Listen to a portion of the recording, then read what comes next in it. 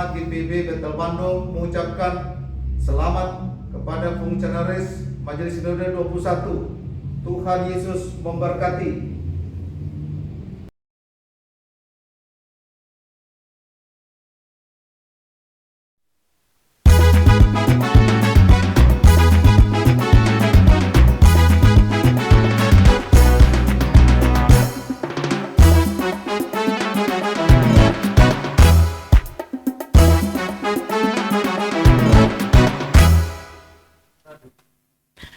Umat yang dikasihi Tuhan, selamat malam.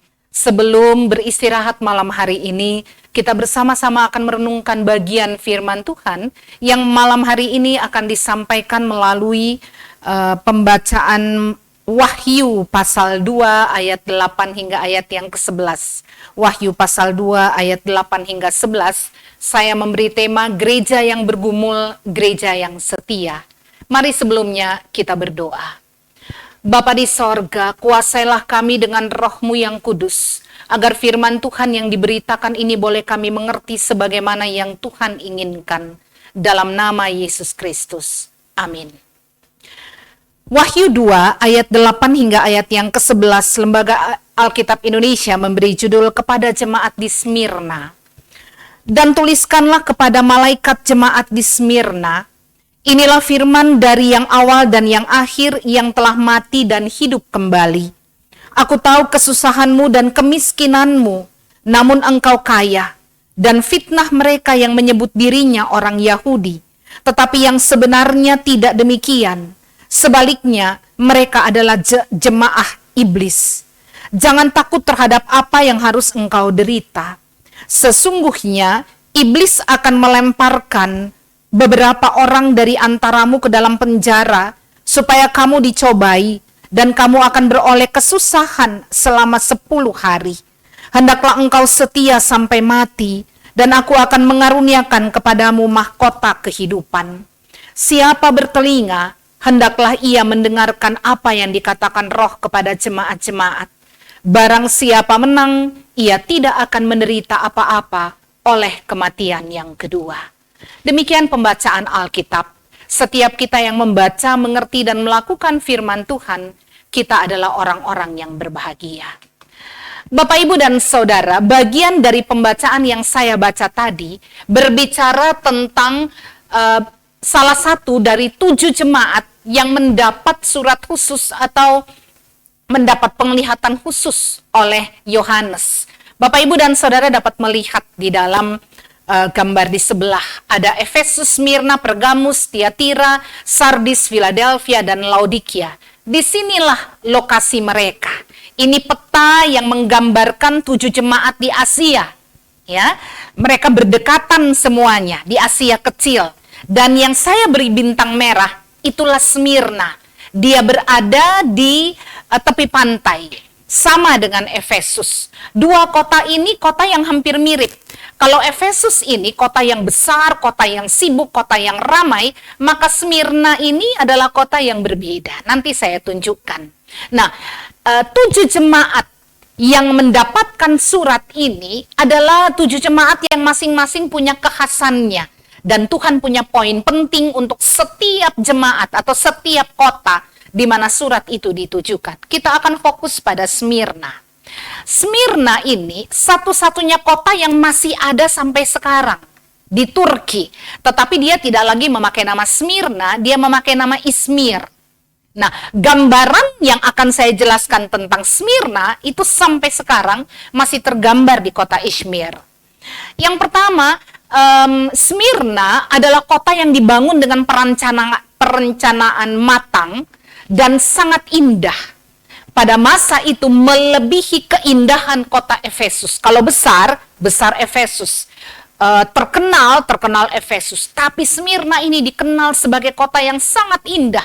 Karena arsiteknya merancang betul posisi angin, posisi kota yang dibangun, bagaimana sejauh apa jarak dengan laut yang ada di sekitarnya. Itu Smyrna.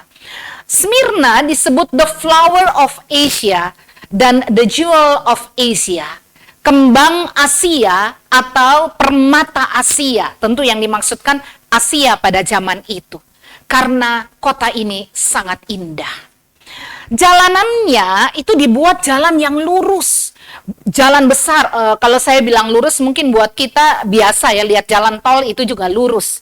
Tetapi pada era ini jalan itu agak berlekuk-lekuk. Nah, kalau ada jalan yang lurus itu mudah untuk dihias pinggirannya. Dan Smyrna bisa dihias, jalanannya itu dihias dengan sangat indah, dipagari tanaman dan pembatas jalan yang indah.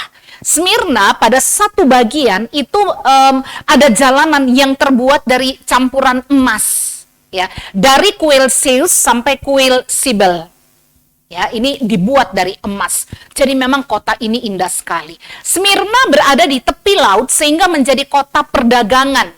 Ya, dia kota perdagangan dan dia juga pluralis. Di situ ada dewa-dewi Yunani, di situ ada kuil Kaisar Tiberius, di situ juga ada jemaat Kristen. Jadi ini pluralis sekali. Orang Yahudi cukup banyak karena orang-orang Yahudi pernah membayar besar kepada pemerintah Smyrna untuk pembangunan sehingga mereka mendapat posisi yang istimewa dan jumlah mereka cukup besar di Smyrna. Nah, Bapak, Ibu, dan Saudara kekasih Tuhan, unik sekali karena kota ini sangat indah, kota ini bahkan sangat kaya, tapi jemaat Kristen yang ada di kota ini adalah jemaat yang sangat miskin. Ya.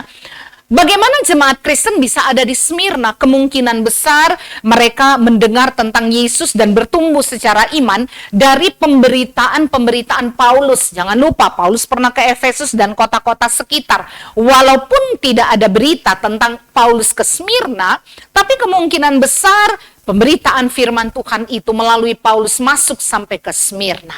Nah, dalam pembacaan kita Wahyu 2 ini dikatakan bagaimana Yesus atau Allah melihat kesusahan umat. Dalam bahasa Yunani, kata itu dipakai kata tlipsis. Tlipsis ini seperti orang, saya tulis di situ, seperti orang buat anggur. Ya, anggur zaman dulu itu kalau mau menghasilkan air anggur, maka anggurnya ditaruh di dalam sebuah gilingan besar, gilingan batu ya. Taruh sebanyak mungkin, sesudah itu anak batu yang lebih kecil taruh di atasnya, lalu kemudian dan itu berat ya, lalu kemudian diputar sedemikian rupa supaya menggiling anggur tersebut. Dan terus dilakukan sampai dirasa bahwa sudah terperas habis. Jadi kata tlipsis ini menunjukkan betapa menderitanya jemaat Smyrna. Mereka ini tertekan, mereka digiling sampai sesak dan tanpa henti. Mereka ambruk dalam ketertekanan tersebut. Kenapa? Karena mereka tidak mau menyembah Kaisar Tiberius yang saat itu disembah oleh semua agama yang ada, termasuk orang-orang Yahudi. Setiap kali mereka menyembah patung dewa Tiberius, mereka katakan, Kaisar adalah Tuhan. Orang-orang Kristen tidak mau lakukan itu. Sehingga mereka mendapatkan tlipsis ini. Penekanan, kesusahan yang luar biasa dialami oleh mereka.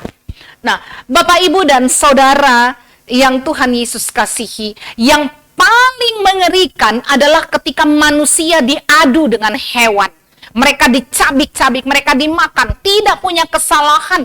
Tetapi karena tidak mau menyembah Kaisar, inilah yang terjadi. Sehingga di dalam kitab Wahyu mereka dikatakan petokeia dan tlipsis. Petokeia ini berasal dari kata dasar petokos, yang menyatakan orang miskin melarat, nggak punya apa-apa lagi dan menderita. Kenapa mereka miskin di tengah kota yang kaya? Karena semua usaha-usaha mereka ditutup oleh pemerintah. Karena tidak mau menyembah Kaisar. Sehingga mereka hidup dalam kemelaratan yang teramat sangat dan menderita. Firman Tuhan mengatakan Allah melihat penderitaan mereka. Allah mengetahui penderitaan mereka. Saudara, bicara tentang jemaat atau gereja, tidak ada jemaat yang pelayanannya berjalan mulus. Tergantung konteks. Untuk jemaat Smyrna, tekanan dari pemerintah membuat mereka sulit sekali berkembang. Tapi setiap jemaat, setiap gereja punya persoalannya sendiri. Tergantung konteksnya, keberadaannya, pergumulannya. Persoalan itu bisa datang dari dalam, tapi bisa juga dari luar. persoalan itu datang. Sehingga mungkin saja kita tidak seperti jemaat di Smyrna, tapi kondisi jemaat berada dalam ketertekanan yang luar biasa. Itu bisa terjadi. Bahkan di kota besar, hal seperti itu bisa terjadi. Gereja adalah institusi yang selalu bergumul. Kalau kita bicara dia sebagai institusi, selalu bergumul menghadapi tantangan-tantangan. Apa yang dihadapi gereja modern saat ini adalah persoalan teknologi yang luar biasa. Kita terbiasa dengan pelayanan firman Tuhan yang berhadapan langsung dengan umat. Betul, hampir 2 tahun kita memberitakan firman Tuhan lewat peralatan digital yang ada di tangan kita. Tetapi membuat ibadah itu menarik, membuat orang rindu untuk dekat dengan Tuhan dan selalu mencari firman Tuhan di tengah, katakanlah lewat YouTube, di tengah beragam siaran yang lain, acara-acara yang lain. Ini tantangan buat gereja. Gereja adalah institusi yang selalu bergumul dengan konteks di mana dia berada. Karena itu apa yang harus dilakukan? Di tengah tantangan seperti saat ini, persekutuan jemaat harus dijaga. Mungkin tidak seperti gambar yang saya berikan, orang saling berpegangan tangan. Tetapi kekuatan iman yang kita bangun, teguran, sapaan satu dengan yang lain itu selalu harus ada. Sehingga terjaga persekutuan umat itu. Sekalipun mungkin tatap muka belum dapat dilakukan seperti dulu-dulu. Ya, ada gereja yang sudah buka ibadah, tetapi berapa persen yang berkumpul dan bertemu saat itu? Paling tidak, lansia dan anak-anak belum boleh melakukan pertemuan fisik seperti itu. Tapi, kita harus tetap menjaga ikatan persekutuan dari lansia sampai PA. Dari orang-orang yang rajin bersekutu, rajin muncul di media, sampai orang-orang yang tidak muncul. Kenapa? Mungkin mereka tidak punya gadget, mereka tidak punya peralatan teknologi, even handphone. Mungkin mereka tidak sanggup beli data dan lain sebagainya. Jaga ikatan persekutuan itu. Ini yang dikatakan Allah kepada jemaat di Smyrna. Bahwa mereka harus menjaga kesetiaan. Pendeta Timothy Keller pernah mengatakan, the church is not a museum for pristine science, but a hospital ward for broken sinner. Apa yang dikatakan oleh pendeta Timothy Keller, gereja itu bukan museum, tempat kita memajang orang-orang suci. Semua yang rajin ibadah, semua yang rajin bergereja adalah orang-orang yang sudah suci. Tetapi gereja itu adalah bangsal rumah sakit. Sebagai tempat di mana broken sinner, orang-orang berdosa itu dipulihkan kembali, belajar mengenal Allah, semakin dekat dengan Tuhan dan melihat kebutuhan dengan Tuhan itu sebagai hal yang sangat penting. Bapak, Ibu, dan Saudara, Wahyu 2 ayat 10b mengatakan, hendaklah engkau setia sampai mati, dan aku akan mengaruniakan kepadamu mahkota kehidupan. Setia sampai mati, di situ tidak dikatakan oleh Wahyu bahwa engkau setia maka engkau tidak mati. Engkau setia maka Allah menjauhkanmu dari kematian. Kematian itu mungkin sekali dialami, tetapi setialah sampai saat itu tiba, sekalipun pergumulan itu belum selesai. Hambatan yang dialami gereja belum selesai. Termasuk GPIB. Kita harus menjaga ikatan kasih antar sesama jemaat, ya, internal maupun sesama GPIB, dan lebih luas lagi bersama dengan gereja yang lain, memiliki satu hati yang menyembah Tuhan. Dan di dalamnya kita semua dikuatkan untuk menghadapi hari-hari yang ada di depan kita. Kepada kita mahkota kehidupan itu dipersiapkan. Saudara, gereja berjuang untuk tetap setia sebagaimana Allah yang setia pada janjinya. Jadi mungkin Bapak Ibu Saudara jemaat GPIB Jurangmangu mengalami hal yang sama saat ini, sedang berjuang. Dan kita tetap setia melakukan itu karena kita punya Allah yang juga setia dalam perjuangannya menyelamatkan kita. Dia tidak pernah berhenti. Bahkan sampai sekarang ketika keselamatan itu sudah ada, Allah tetap bekerja. Allah tetap bergumul bersama dengan kita. karena Dia Allah yang setia menyertai kita. Saudara, mari kita jalani persekutuan kita sebagai gereja dan kita percaya Tuhan menyertai kita selalu. Selamat ulang tahun yang ke-73 bagi GPIB. Tuhan pakai GPIB dengan luar biasa di tengah bangsa ini untuk menyatakan kemuliaan Tuhan. Terpujilah Kristus. Amin. Mari kita berdoa. Bapa di sorga, malam hari ini kami memohon belas kasih Tuhan, kasih karunia Tuhan atas GPIB. Berkatilah gereja kami, persekutuan jemaat-jemaat kami, agar kami terus menjaga kesetiaan kami pada Tuhan di tengah pergumulan.